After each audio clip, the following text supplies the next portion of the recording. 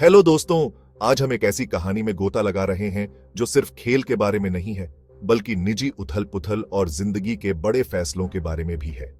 क्या आपने हार्दिक पांड्या के बारे में लेटेस्ट सुना है? चलिए सीट बेल्ट बांध लीजिए, क्योंकि ये सिर्फ क्रिकेट से ज्यादा है। हार्दिक पांड्या, एक नाम जो धमाकेदार बैटिंग और करिश्माई फील्डिंग का पर्याय है, हाल ही में सुर्खियों में रहा है।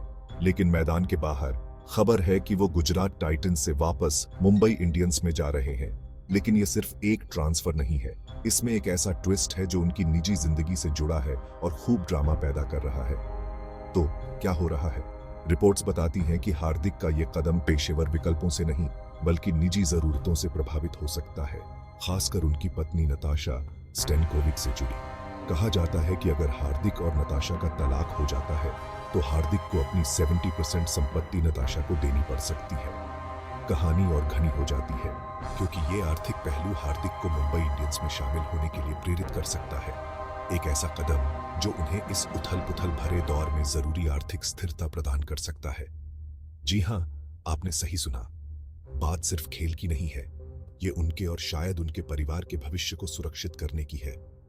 हालांकि इससे हार्दिक के फैसले में जटिलता की एक परत जुड़ जाती है, लेकिन यह ध्यान रखना जरूरी है कि इन खबरों की सच्चाई के बारे में अभी भी बहुत अटकलें हैं।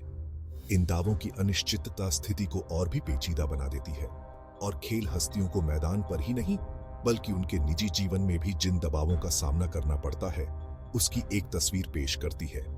ये स्थिति इस बात पर प्रकाश डालती है कि निजी जीवन पेशेवर फैसलों के साथ कितना जुड़ा हो सकता है, खासकर खेल की ऊंचे दांव वाली दुनिया में।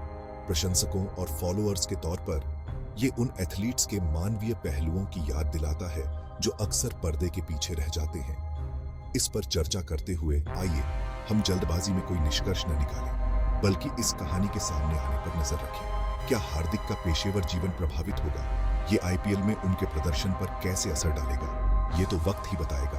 अभी का